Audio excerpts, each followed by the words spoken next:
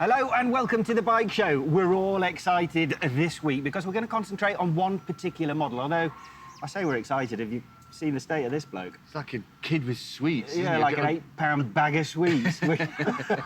He does look a bit smug, doesn't he, yes. as well? Well, as I say, it's all about one very important model from a great manufacturer, Ducati. They have launched the new V4 Panigale. Big cheesy grin over there has been to test it and is desperate to tell us all about it, isn't he? Honestly, this thing... No, but before he does that, I can't... Not speaking yet. Not all of you know exactly how important this model is because, well, you don't know about Ducati's history and its link with the V-twin. So I want to set the scene by showing you exactly how World Superbikes has influenced... No, sorry. Excuse me, I interrupted him. Why, what? No. The V-twin Ducati story starts long before World Superbikes. Long before... It starts in the 70s, at the end of the 60s even. Have a look at this.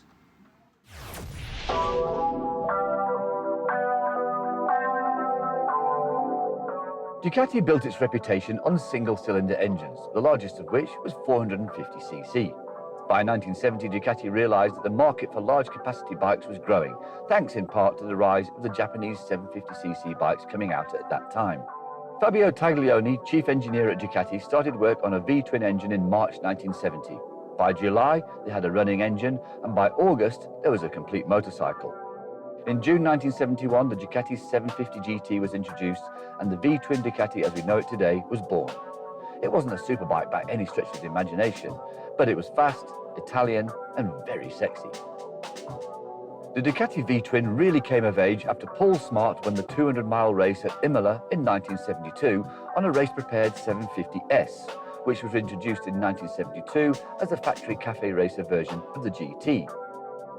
The resulting 750SS Imola replica arrived in 1973 and became an iconic piece of Ducati history.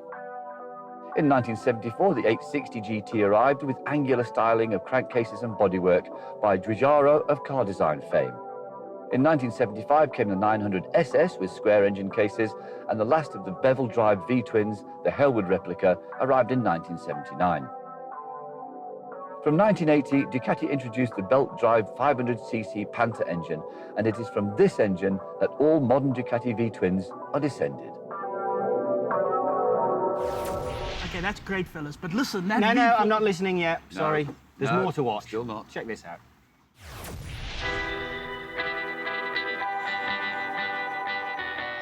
The story of Ducati Superbike models is very much linked to the World Superbike Championship.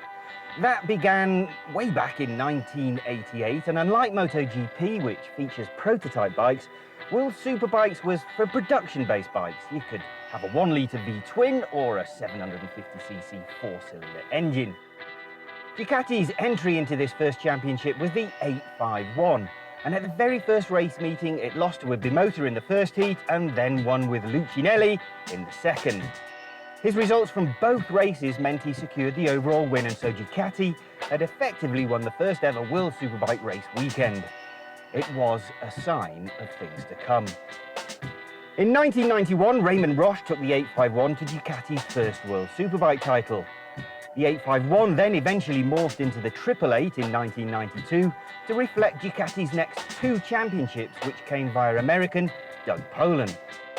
Then came the arrival of a bike that established Ducati as the manufacturer to beat in World Superbikes. The 916 was small, beautiful and powerful, and it was an instant racing success. The bike became inextricably linked with the career of a certain Carl Fogarty, who secured 4 world titles with Ducati and was a runner-up twice. Troy Corser also used the bike to become champion in 1996. 1998 saw the 916 become the 996, and eventually it morphed into the 998R, winning the title again in 2001. The next big change came in the shape of the 999. This was not a smooth transition. Loyal customers hated the change to a double-sided swing arm and considered the bike to be something of an ugly duckling. Despite the disappointment, the bike continued Ducati's dominance of World Supers with titles for Neil Hodgson and James Toseland in 2003 and 2004.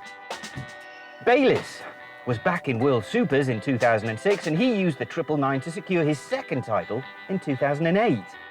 After the less than well-received 999, Ducati was determined to return to form with the 1098, which had its world press launch at Kyalami. Bayliss won the title in 2008 on this model, which continued with increased capacity until Checo won in 2011 on a bike that was at the end of its development cycle. Which brings us neatly to the Panigale, which first arrived at the Milan show in 2011. It's an amazing road bike that we at the bike show absolutely love. Don even bought one, raced it and managed 3 South African Battle of the Twins titles before he retired to concentrate on eating pies. Beautiful and capable as it is, the Panigale has managed to do what no Ducati model before it has done. And unfortunately, that is its failure to win a World Superbike Championship. There's one last chance for Chaz Davies and Marco Melandri to rectify that omission this year, before the race team switches to the V4 in 2019. As the lack of titles since 2011 proves, the rules that have changed to allow the 1200cc twins to be competitive with the 1000cc fours mean the factory feels now that it needs more cylinders to have a chance to win once again. Oh, look. Sorry, A dejected Don. You can talk now. This is your moment. Off you go. Before you start with the bike, where did you go to test it? Spain, a place called Valencia. You might know it. It's got a racetrack. You might have recognised it because World Superbikes are there every year. So is MotoGP. That's the last race of the MotoGP season. Yeah. It does strike me though, Don. I've been to Valencia a couple of times myself.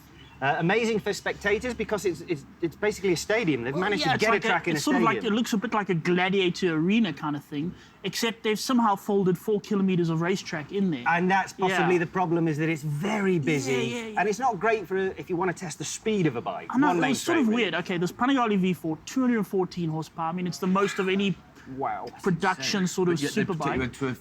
And we actually went to the organizer and said, look, you guys, surely you can get us. And they said, no, we want this track. So they want to be able to show its handling off as much. They want to show that it's not just 214 horsepower. There's much more to this bike. And I mean, you know what? When you're actually out there and you're riding this thing, it's. Did you get blessed with decent weather? We hope. Yeah, I mean, winter's day in Spain is pretty much like a summer's day anywhere else in Europe. True. But I mean, look, the first thing, Ducati have gone from the V-twin iconic to a V4. Yes. Does it sound any good? Do you know what? It actually sounds like if someone had a happy accident, someone started 2 Panigale V-twins at exactly the right moment and they're idling and some. That's what it sounds like. It's still got that desmodronic ring. And you know what? The way the engine is laid out, it's not just a screamer motor. It's a bit like a cross-plane R1. So it's got that twin pulse. So 2 cylinders fire in quick succession, bit of a gap, 2 more cylinders. So it's still got that kind of sound. It does sound like 2 Panigales. I'm going to have to shut you up again now. We need to go for an ad break, but we'll leave you with the sound he's talking about.